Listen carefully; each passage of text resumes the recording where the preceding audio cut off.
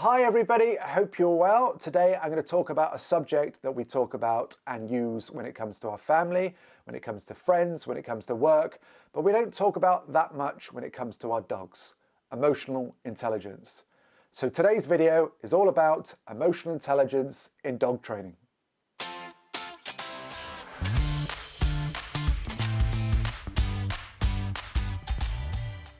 When it comes to emotional intelligence, Daniel Goleman, the author of Emotional Intelligence, is probably the leading psychologist on this. And he breaks emotional intelligence down into two categories: intrapersonal intelligence and interpersonal intelligence. Intrapersonal intelligence is understanding yourself, and interpersonal intelligence is understanding others. And in this case, I thought it'd be interesting to talk about the dog. And whilst looking at emotional intelligence and looking into this field, I came across an article by a lady named Patty Mudder.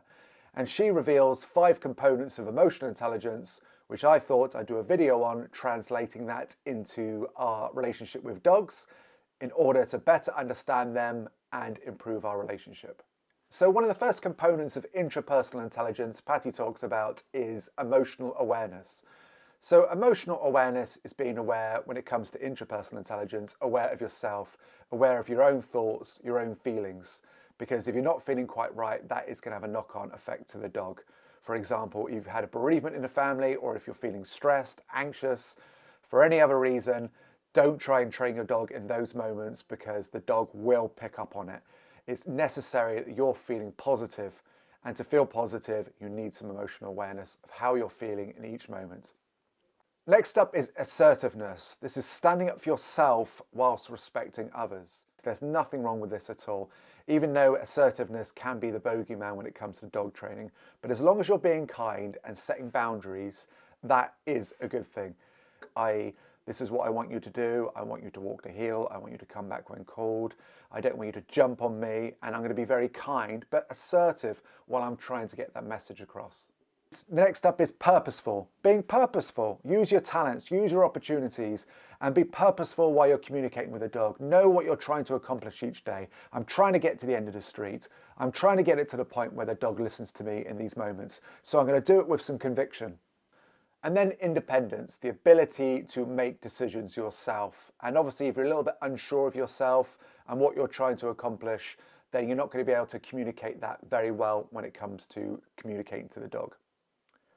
This leads us on to interpersonal intelligence, understanding others, and in this case, the dog. And the first component written here is empathy. Empathy is so important because we need to know how the dog is thinking and feeling in each moment and why the behaviour problems are occurring. Now, if we don't have the empathy and we're just stressed at the fact that they're anxious and stressed at their undesirable behaviour of barking and lunging, then we're not going to be very kind and calm back. And then we're going to come across frustrated, and then we're going to create a vicious circle, which isn't going to be very good. So it's so important to empathize with the dog. The dog doesn't want to be distressed. The dog doesn't want to be anxious. The dog doesn't want to be acting up, but it's doing it because it's confused. Next up is social responsibility, and that is respecting them. And of course, we don't have the right to pin them down or hurt them or intimidate them. We have a responsibility to guide them, to fulfill their needs, to be kind to them. Next up, problem solving. Now, when it comes to working with a dog, problems are going to pop up, guaranteed. You might be in a situation where 4 dogs are coming along, your dog's reactive, and you have to think to yourself, how can I get myself out of this situation? Or you might have guests coming over and you need your dog to be with them, but you also need to be able to get your dog listening and get the guests listening. So problem solving is, and again, another important component. The third component is adaptability, and this is about being realistic and flexible. Realistic in what you're trying to achieve, and realistic in the situation you're putting your dog in. So you need to understand what your dog is capable of, and if you push them too much, you'll end up going backwards.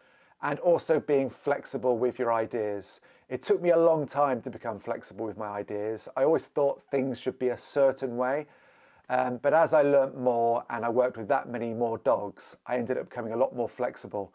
For example, my philosophy is always to treat the disease and the symptoms.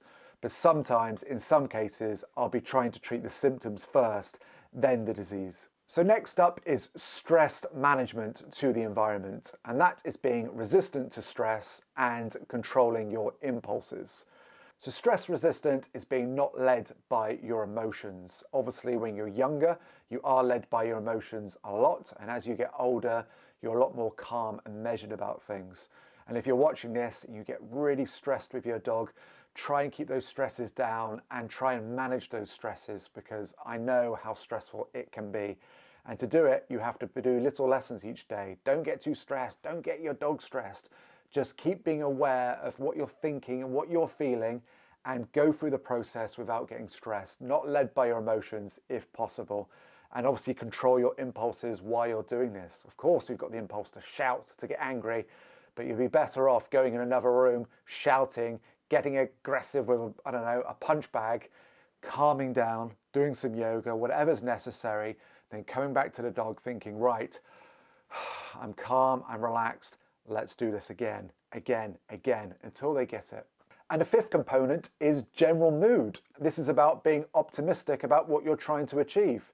Now, of course, you can get down in the dumps about your situation, but I guarantee you there's success that you could make every single day, even if it's really small. For example, if you ran a marathon, you can start off by first trying to run to the first lamppost. And if you're trying to work with a dog that's reactive with other dogs, can you get past dogs from 90 meters away? Or if you've got a dog that pulls, can you get to, the car outside your house without a pull? And if you could do these little steps, that's going to help your optimism. If you go outside and you have a really bad day, you're going to come back inside, you're going to be really pessimistic about what you can achieve. But if you're feeling optimistic, set yourself little goals each day, that will start snowballing, and you're going to think, right, I can do this. If I can get to the car outside of my house, I can get to the next car the next day, and then the next car the next day, and so on and so on and so on. So don't give up. I guarantee you, you will get there if you keep optimistic, if you keep being emotionally aware, if you keep thinking about your own behaviours, thinking about this environment for the dog where they feel safe, whether that's inside or whether that's outside. Keep thinking about every part of it, because this is holistic. You're looking at each part of your emotional intelligence, interpersonal, intrapersonal intelligence. You're looking at the environment, you're looking at your own emotions, you're thinking about your own thoughts, your own feelings, you're thinking about the dog's thoughts and feelings, and you're just every day trying to build their confidence in you as their leader, in their environment, and what they should be doing in little steps. I guarantee you, you will get there. Don't give up. So I hope you found that video helpful. If you did, please press the like button. That really helps me out. Also subscribe if you haven't already, and share this video if you feel other people will find this video helpful. Thank you again for watching. I really appreciate it. Look out for the next video, which will come out next Thursday, and I hope to see you then. Bye for now.